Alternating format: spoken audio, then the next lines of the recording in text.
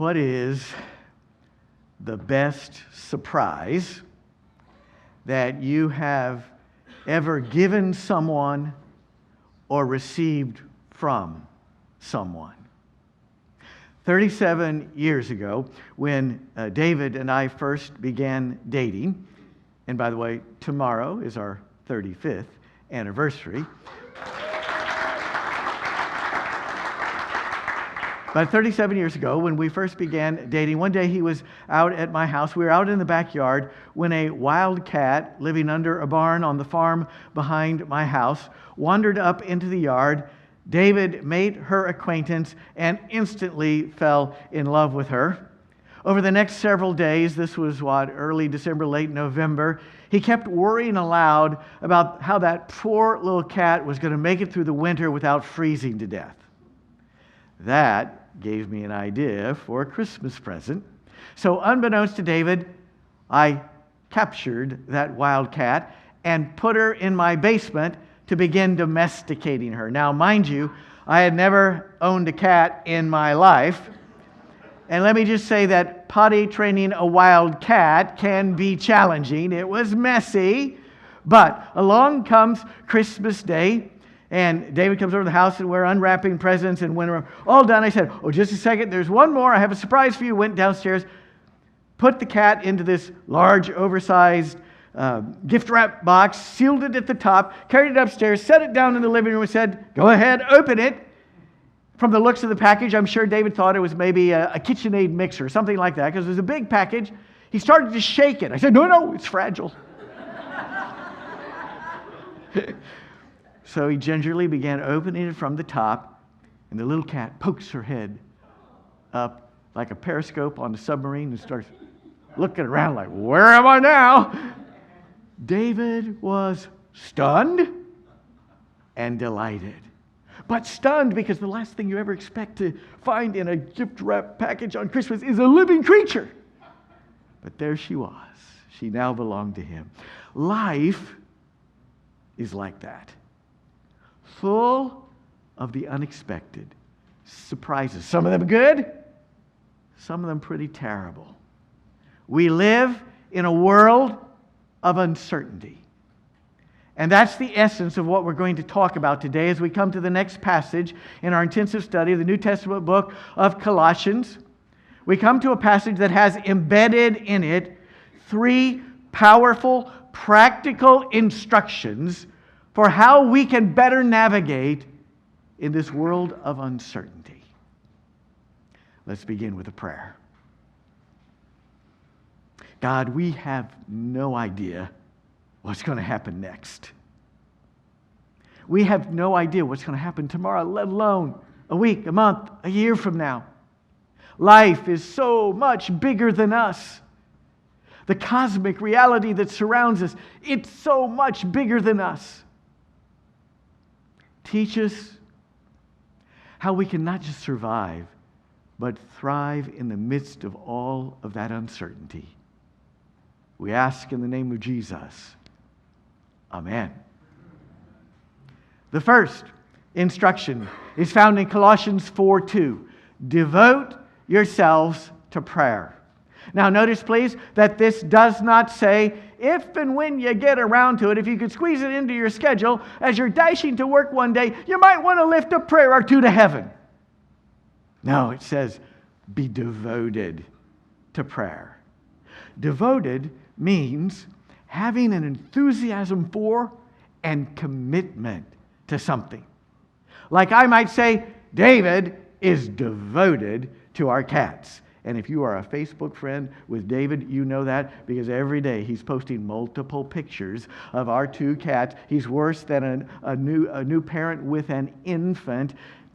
When was the last time he ever posted a picture of me?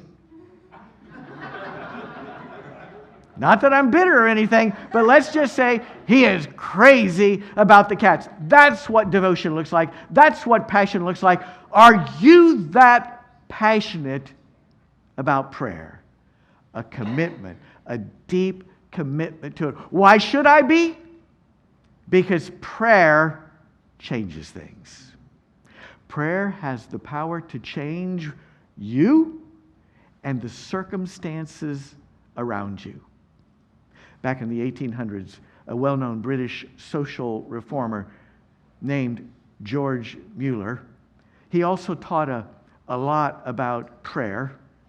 And when he passed away, his prayer journal was discovered. In his prayer journal, there's a portion where he tells how, as a young adult, there came a point where he felt compelled, led to begin praying specifically for 5 individuals that he knew to come to faith, to become devoted followers of Jesus. And so every day, religiously, he began praying for them by name. 18 months passed before the first of those 5 came to faith. Mueller gave thanks to God and kept on praying for the remaining 4.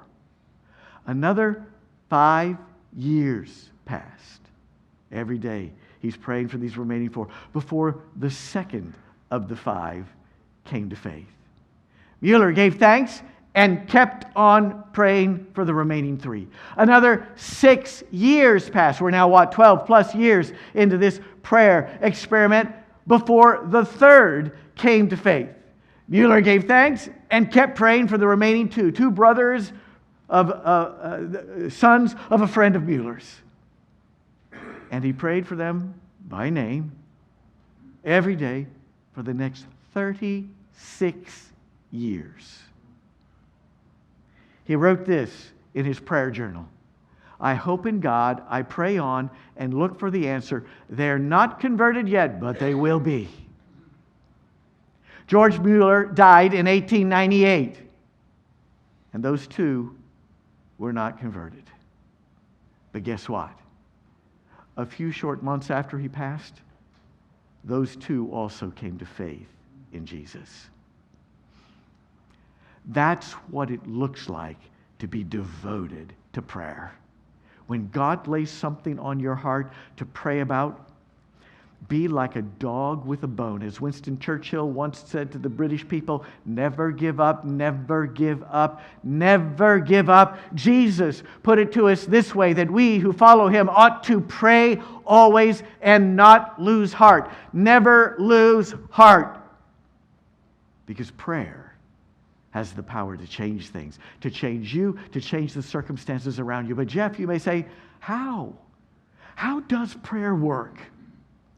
Well, there are multiple layers to the answer to that question. But one of those answers, one layer of those answers is that the way I picture it, every time I pray about a certain situation, I'm releasing spiritual power into that situation. So each time I pray, more and more spiritual power is flowing into that situation. We live in a reality that is dual, a dual reality. There is, of course, the material, physical world that we live and move in and that we are most well acquainted with, but that material reality is itself in turn surrounded by an even greater spiritual reality that suffuses our material reality. In this reality, this dual reality we live in, nothing happens without the expenditure of energy.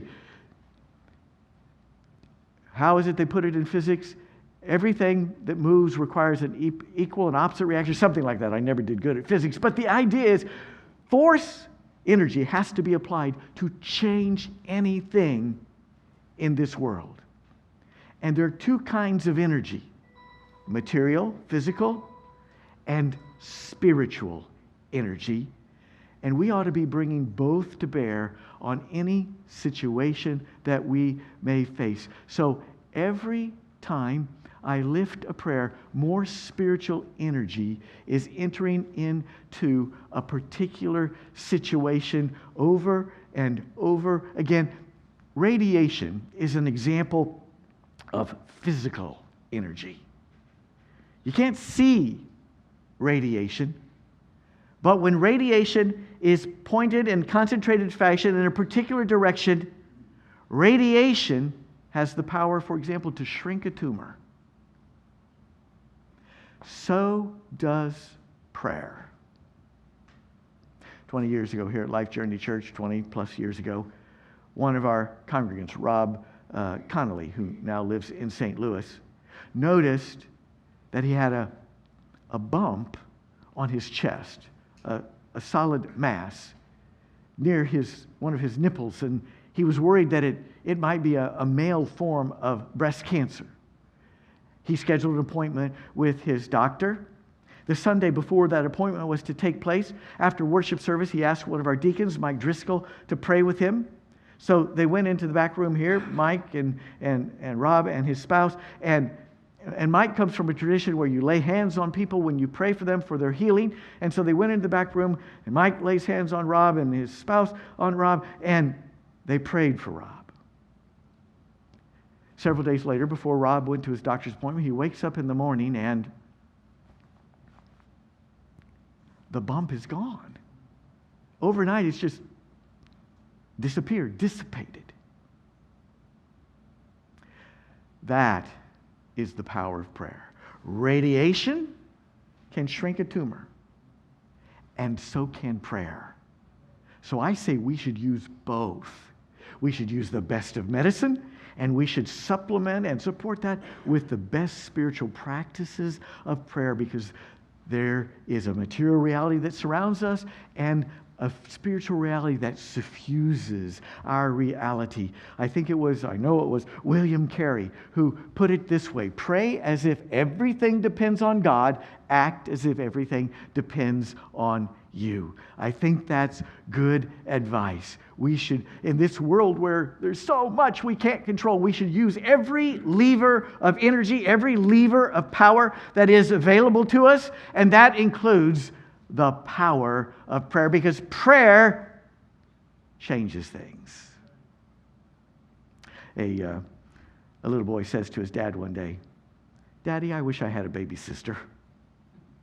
Dad, knowing what the family's plan was and seeing an opportunity to teach his son an important lesson about prayer, said to him, "Well, then, why don't you start praying and asking God for a baby sister?"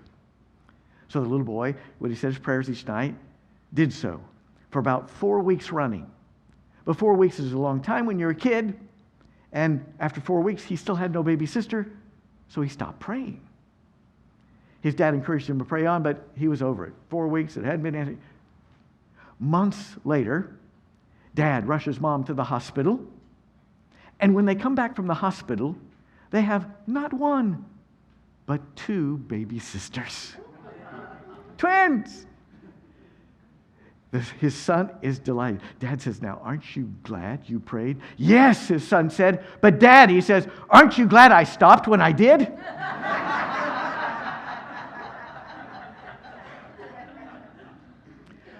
Prayer has the power to change things. So why would we neglect prayer?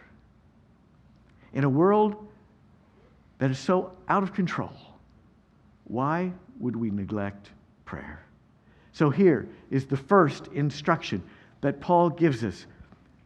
Devote yourself to prayer. The second instruction follows out of it. It also occurs in verse 2, Colossians 4:2. Devote yourselves to prayer, being watchful.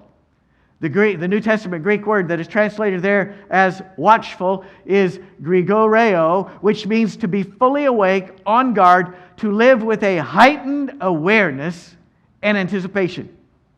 So, centuries, millennia before its time, the Bible was already urging all of us to be woke.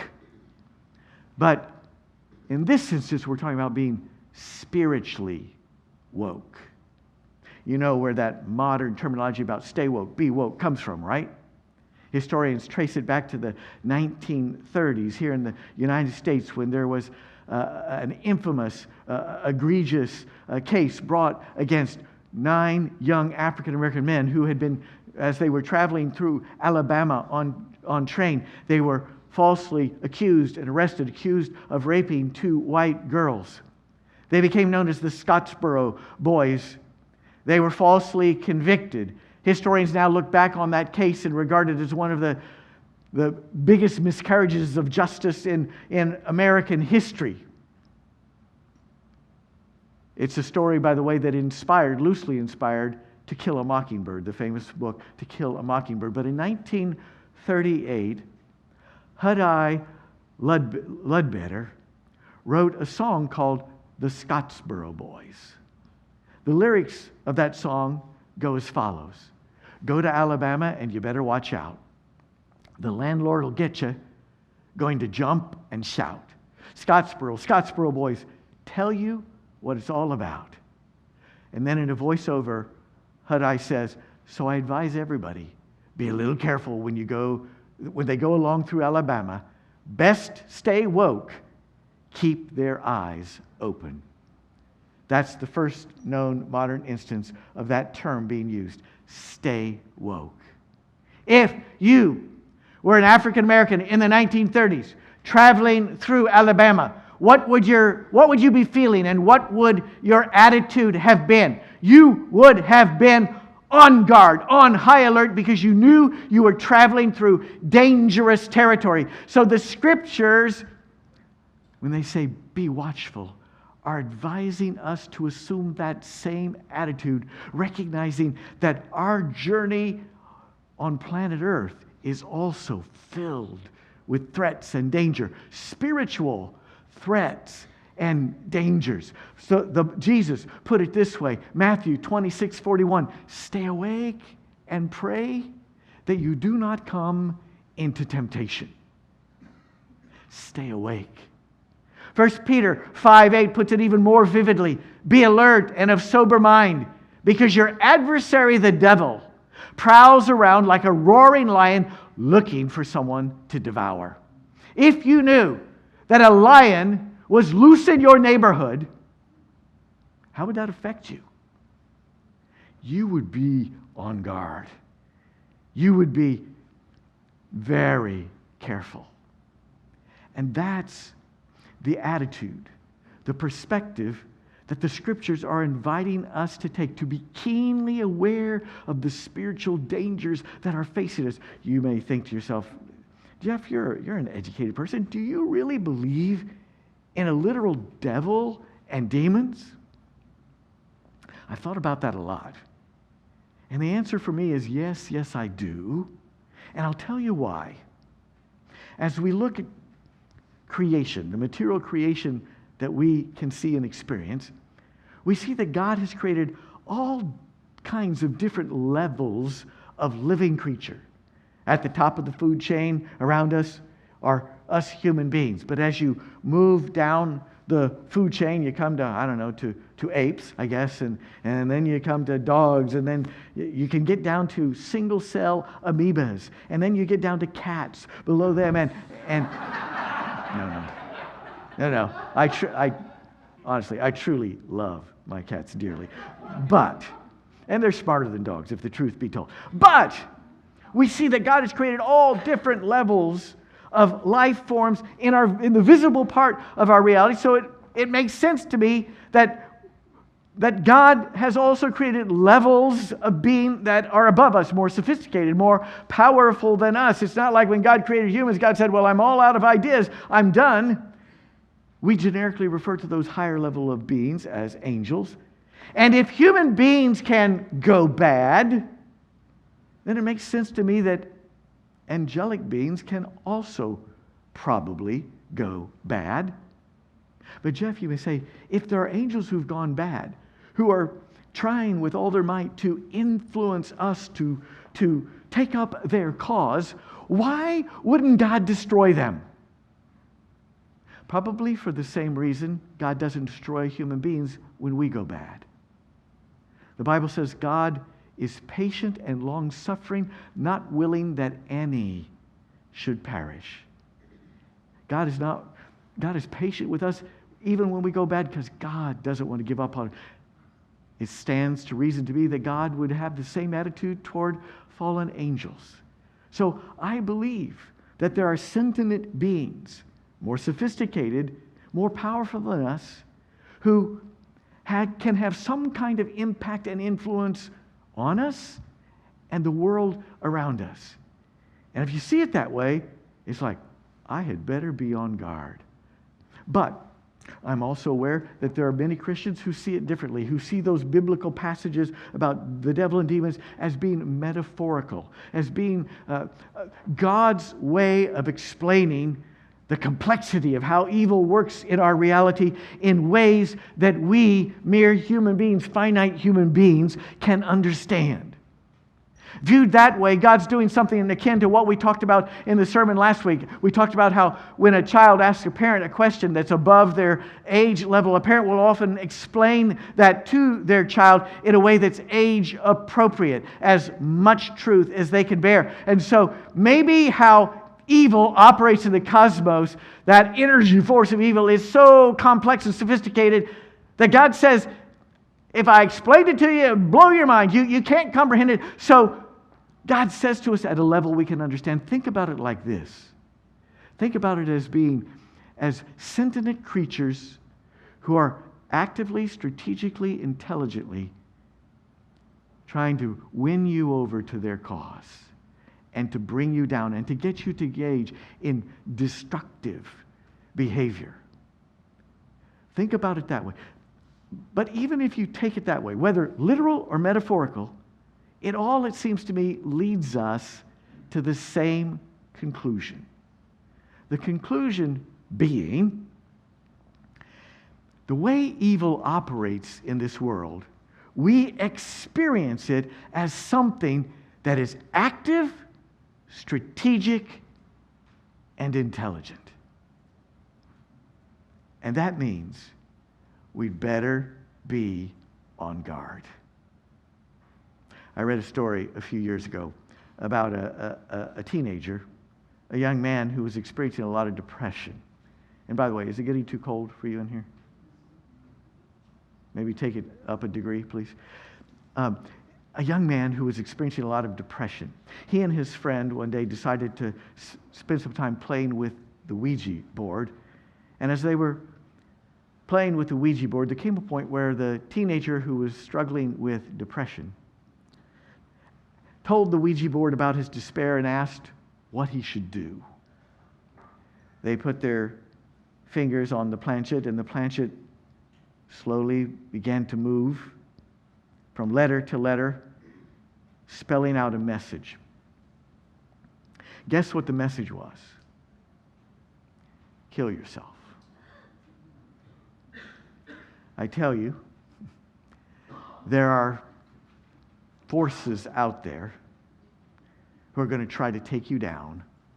They're proactive. They know you. They'll target you where you're most vulnerable. Be on guard, because you never know. It's like we're traveling through dangerous territory, and you never know. Someone in our congregation told me a few weeks ago, someone who's in recovery, told me a few weeks ago, she said, I'm 93 days sober. I said, congratulations. And she said, I think this time it's going to be different, because she has relapsed multiple times. I said, well, tell me how it's different this time. She said, before, when I would get sober, I would always tell myself, okay, I'm done with alcohol. This is it. I finally overcome it in my life. And inevitably, she says, I would relapse. She said, this time I'm doing it different. This time, she says, I keep telling myself, you will relapse. Because you see, that keeps her on guard. She says, I wake up every morning and I tell myself, I can't control a month or a year from now. All I have to do is to win today. And that's the focus that she senses is going to give her the power to have an enduring sobriety, because she's woke, she's on guard, she's alert. She's not underestimating the challenge that lies before her. We are called to approach life that way. I once heard someone say, and I think it's a very wise statement, we are all capable of doing anything under the right circumstances. I often say that to myself. I am capable of doing anything under the right circumstances. When I see somebody doing something, I think, how could they do that? I could do that too under the right circumstances. That's part of this caution and care we ought to carry with us as we move through this world, because if we underestimate evil, it'll come back to bite us. But this idea of being watchful, it's not just about the negative. It also has a powerful positive aspect. Because just as there are powerful forces that are wanting to take you down, there are even more powerful forces that are working for your good. And when we realize that, it causes us to begin to be watchful for that good, which gives us hope, which in turn gives us the strength to press through our challenging circumstances. Romans 8:28 says, we know that all things work together for good for those who love God, those who are called according to God's purposes. Back in the 1970s and 80s, there was a famous TV preacher named Oral Roberts. And at the end of each of his TV programs, he would always make the same declarative statement. He would look right into the camera and he would say, something good is going to happen to you. It sounded like the sort of cheesy thing you would expect a TV evangelist to say. But I also have to admit, there is a lot of power in that statement. Because if you truly believe something good is going to happen to you, guess what? You start watching for that. You start expecting. You start looking for it. You're on high alert. So this concept of being watchful, it's not just about being aware of the power of evil and our ability to succumb to it. It's about anticipating the good that God has for us, because that anticipation strengthens us with hope that gives us the power to push through the uncertainty and the difficult circumstances that are in our life. A man was sitting at a table in a fancy restaurant enjoying a sumptuous meal one day, but also at the same time feeling kind of forlorn because he was thinking to himself, I wish I had somebody special that I could share moments like this with. He happened to notice that there was a beautiful woman sitting at the table adjacent to him. She was also dining alone. He thought to himself, I should introduce myself. I should invite her to join me. But he couldn't summon the courage to do that. But lo and behold, out of the blue, all of a sudden, this woman sneezed. Sneezed so hard that her glass eye popped out and went flying through the air. Instinctively, reflexively, as it flew past him, he reached up and grabbed it. Walked it over to her table and said, ma'am, I believe this belongs to you. She was hugely embarrassed. She said, oh, I'm so sorry. How humiliating. She says, but thank you. And she said, the least I can do is to buy your meal. Why don't you join me for this meal? So he joins her at the table. And boy, there's a spark there. They have a wonderful conversation. Talk about their past, share their past, talk about their dreams for the future. At the end of the evening, she pays for his meal and says, when can I see you again? He says to her, are you always this nice to the guys you meet? She said, oh no, I'm usually very shy. This is rare. He says, well, why me? She thought and she said, well, I guess you could say you just happened to catch my eye.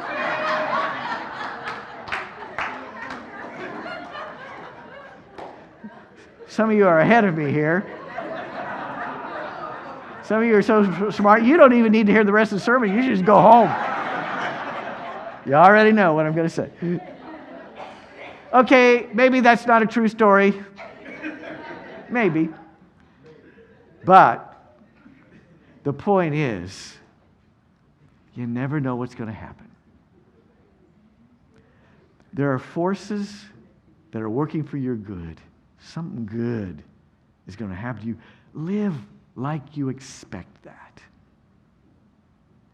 True story, I swear.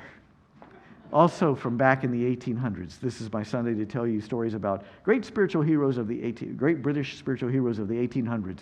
One of those heroes also a Christian social reformer, was a doctor named David Livingstone. He was also, by the way, a leading abolitionist, a powerful advocate for the abolition of slavery. At one point, Livingstone felt called to become a medical missionary to Africa. His goal was to travel to the remote areas of Africa that hadn't had the advantage of modern medicine and share that with them. When Livingstone was on the edge of entering into a vast new remote territory, he knew that to enter that territory safely, he would need the authorization, the imprimatur of the tribal king of that territory, the tribal chieftain. And the custom was to schedule an audience with the king and to ask permission. And so also the custom was in an audience like that, you would spread out your belongings in front of the king, and the king had the privilege of choosing from among what you spread out as a gift to the king, to choose something of yours. And then in exchange, the king would give you a gift. So Livingstone dutifully spread his meager possessions out in front of this tribal king, his books, some of his clothes, his watch, and even his goat. A goat that was critical to him because that goat gave him milk that settled his stomach. He was unable to tolerate the water in that part of Africa. To his dismay, the king chose his goat. And in exchange, the king gave him a simple old walking stick, a wooden carved walking stick. Livingstone was hugely dismayed. He'd lost his goat, and all he got back was this stupid walking stick. He explained what happened to his guide. His guide said to him, No, you misunderstand. What the king gave you is not a walking stick. The king gave you his very scepter. And if you display that scepter, when you enter any village in this territory now, they will know that you have the approval and the imprimatur of the king himself, and they will welcome you. So that what David Livingstone had received was not something bad. It wasn't just an old walking stick. It was the key that was going to unlock the door to the power of his ministry throughout that vast region. You never know what's going to happen next. Even things that seem to be setbacks, challenges, disappointment, God has a way of drawing good out of them. Something good is going to happen to you. Practice living with that attitude during this week and see if it doesn't strengthen you in measurable ways. So, how can we survive and thrive in the midst of the uncertainty of life? Number one, devote yourself to prayer.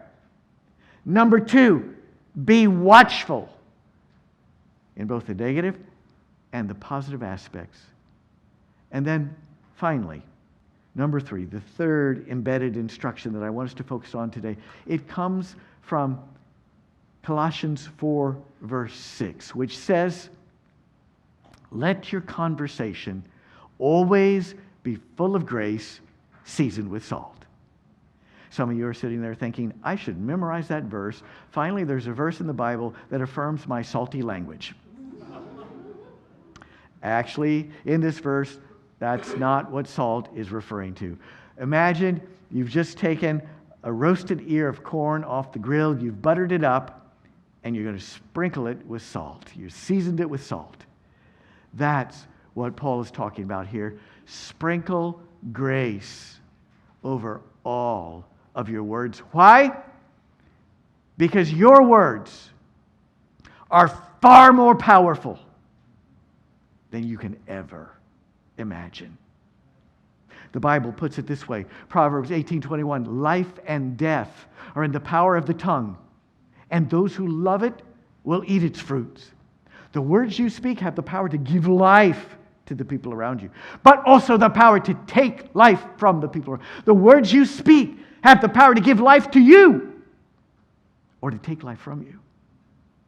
How many people commit a form of suicide by the words they speak to themselves? Taking life from themselves by the words they speak. That is the power of our words. Jesus, in another instance, in Luke 12:2, he put it this way: there's nothing concealed that will not be disclosed, or hidden that will not be made known. Now watch what he says next. What you have said, in other words, the words you speak, what you have said in the dark will be heard in the daylight. What you have whispered in the ear in the inner rooms will be proclaimed from the rooftops. Some offhand remark that you whisper in the ear of your friend.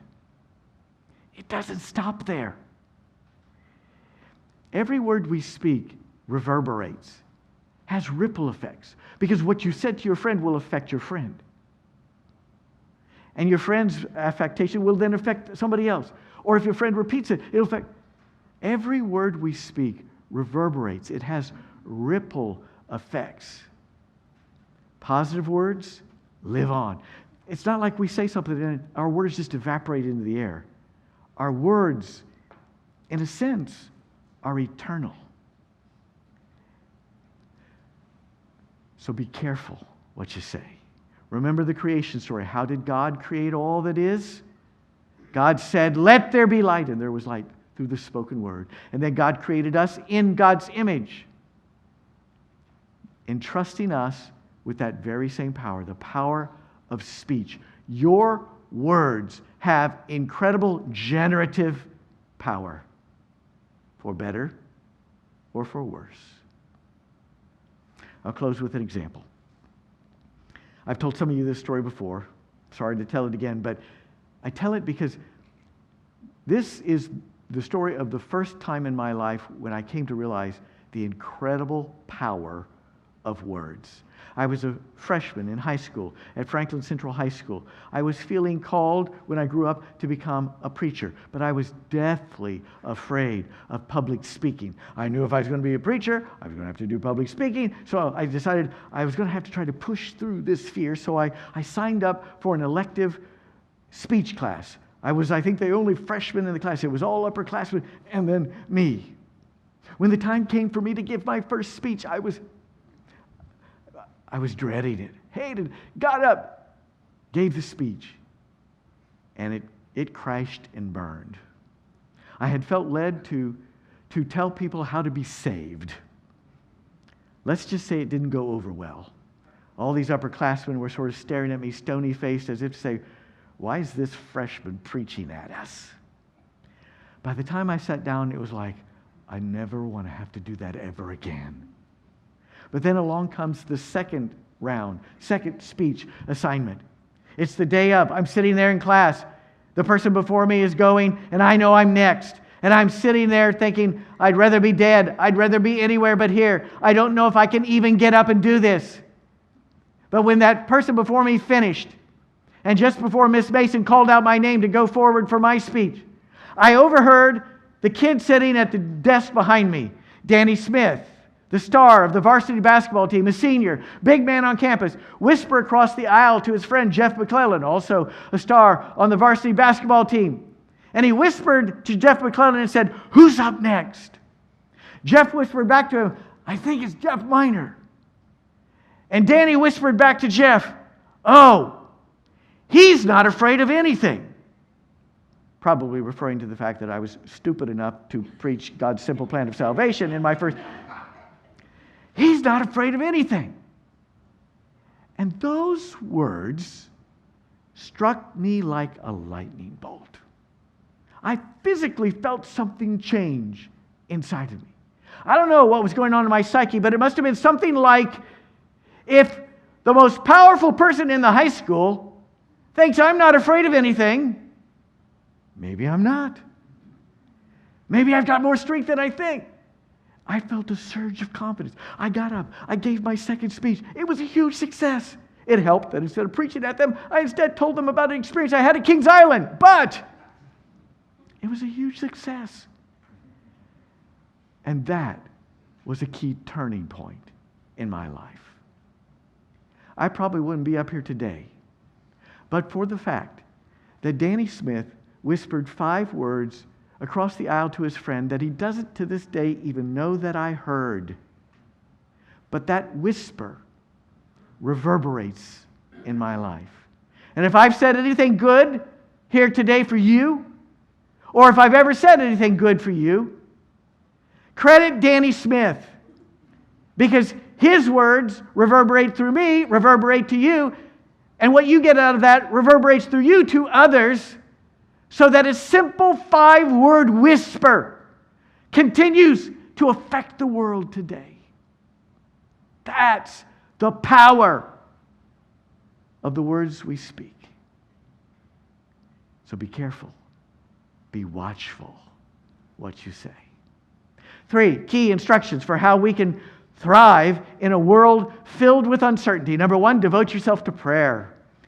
By the way, the power of words is another reason why prayer is so important. Words are generative. Number 2, be watchful, aware of the evil that's coming after you while anticipating the good God has in store for you. Something good is going to happen to you. And number 3, watch your words. They have enormous power. This is God's word for us today from God's holy word. Thanks be to God. Amen.